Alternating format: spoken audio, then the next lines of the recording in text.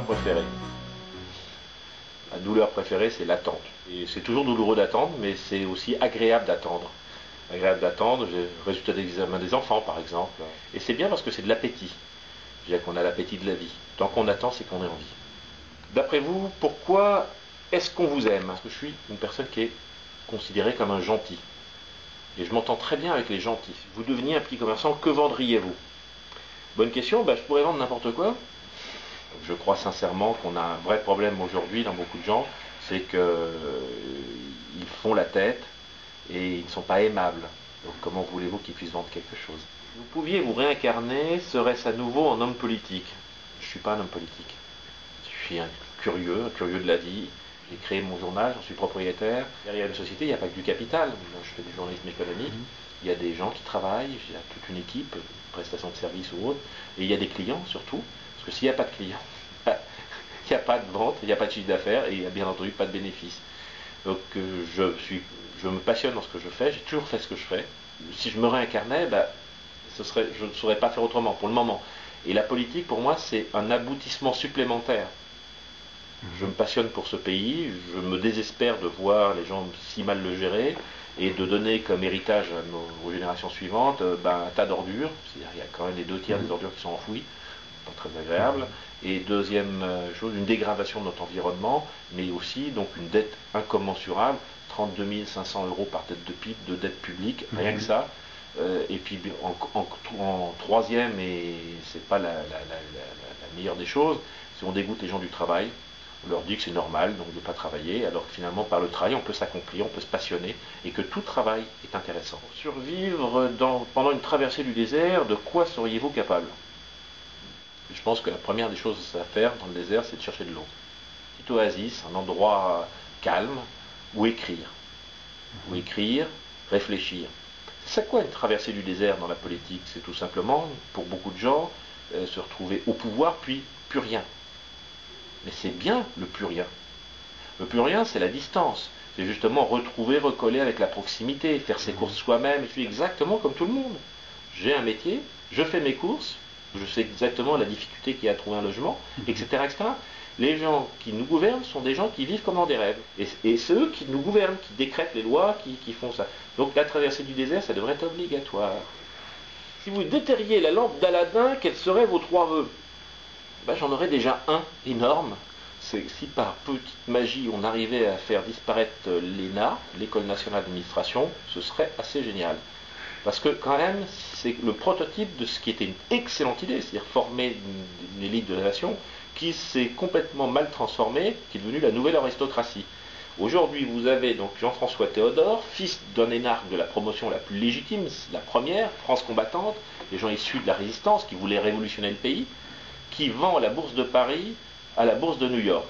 Pourquoi? Parce qu'il a fait des dizaines de millions d'euros grâce à ses stock options de plus-value. Ça, c'est lamentable. Ses études ont été payées par le contribuable. Et, résultat des courses, sa seule quête, c'était pas de servir l'État, c'était pas de servir les gens, mais c'était de se servir et de se remplir les poches. Regardez les directions générales des banques, il n'y a que des énarques. On ne va pas me dire que c'est l'École nationale de banque, c'est l'École nationale d'administration. Et pourtant, que ce soit la Caisse des dépôts, que ce soit au Crédit Agricole, au Crédit Mutuel, à la BNP, partout, il n'y a que des énarques. Deuxième vœu, ce serait donc d'espérer que le génie puisse nous faire disparaître les conséquences mauvaises de leur mauvaise gestion, c'est-à-dire la dette publique, parce que ça c'est l'héritage maudit qu'on laisse à nos enfants. Troisième vœu, que les gens reprennent le goût au travail. Alors s'il n'en restait qu'un, vous seriez celui-là, mais s'il en restait 2, quel serait l'autre? Ouais, c'est une bonne question. Je dirais que ce serait obligatoire une femme parce qu'il faudrait qu'on se reproduise. Le chien est le meilleur ami de l'homme, mais quel est le meilleur ami de l'homme politique? Je crois que c'est faire les courses, rencontrer les gens normaux et de jamais avoir perdu le lien avec ceux qui ont fait votre enfance. Et de pouvoir les rencontrer dans la rue et dire « Salut Nicolas » et toujours se tutoyer. Le jour où vous avez vos amis d'enfance qui commencent à vous voyer, alors là, dites attention danger. Donc il faut que les hommes politiques se posent la question, le jour où ils rencontrent un ami d'enfance, ils disent bonjour monsieur, et putain merde j'ai déraillé, c'est terminé, j'arrête. C'est le signal de la traversée du désert obligatoire. À part serrer d'autres mains, qu'est-ce que vous faites de très bien avec les vôtres? ombre chinoise, tour de magie, origami. Rien de tout ça. En revanche, prendre un crayon pour écrire une lettre à des gens que je connais parce qu'ils ont un événement familial ou autre et écrire sur l'événement familial, ça peut être un décès, une lettre de condoléances ou un très heureux événement, ça c'est beaucoup plus préférable. Ça peut être bien entendu avec mes mains et surtout ce doigt-là, je veux dire que c'est taper sur un clavier pour pouvoir donc écrire les articles, c'est le prolongement de ma pensée. Donc voilà ce que je sais faire vraiment avec mes mains. Le reste, donc que ne supportez-vous pas que l'on ne vous dise pas? Je n'aime pas le mensonge. Je n'aime pas le mensonge, et alors là, dans la politique, il y a que des menteurs. Les gens de gauche mentent un peu moins. C'est-à-dire que quand ils font des promesses, après, on peut reprocher donc de s'être trompés dans leur choix. Hein. C'est-à-dire que, et Dieu sait si je le sais le faire. Mais au moins, ils ont dit ce qu'ils allaient faire et ils le font derrière. Les 35 heures, c'est une connerie, mais ils l'ont fait. Mais ils l'avaient annoncé avant, c'était dans leur programme, c'était marqué. Moi, chez les gens de droite, c'est l'archi-menteur, c'est super menteur, ça c'était le surnom de Jacques Chirac. Et c'est encore pire pour Sarkozy qui dit attendez, si vous m'élisez, je vais faire tout ce que j'ai pas pu faire quand j'étais ministre. Et ça fait depuis 93 qu'il est ministre.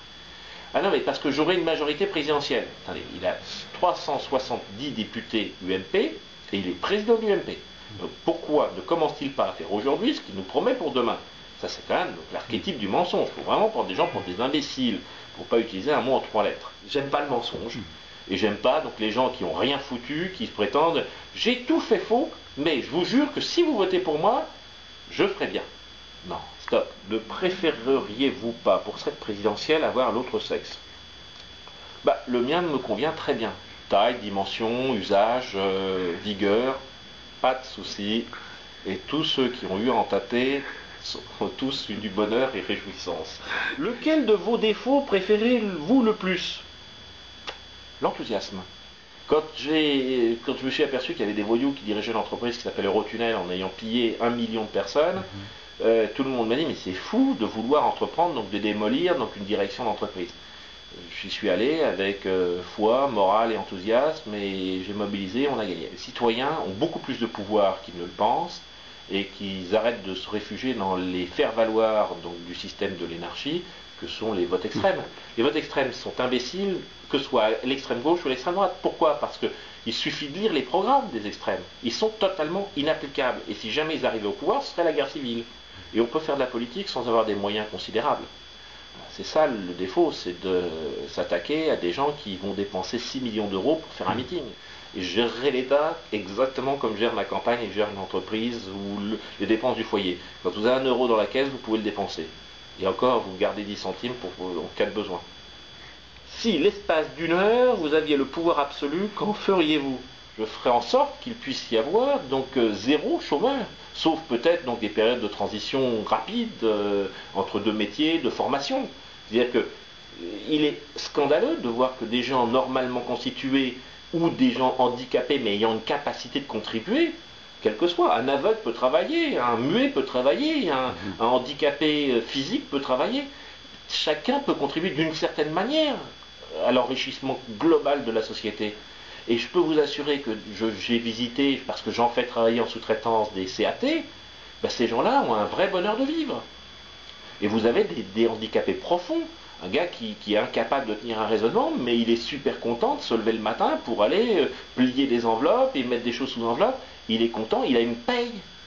Il n'est pas en dépendance vis-à-vis de ses parents ou de la société. Pour être trahi, il faut d'abord avoir été aimé. Qu'avez-vous été le plus souvent?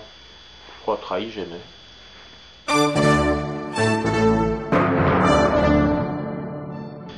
C'est tout, parce que l'épreuve création pâte à modeler, vous n'avez pas donné de pâte à modeler, monsieur.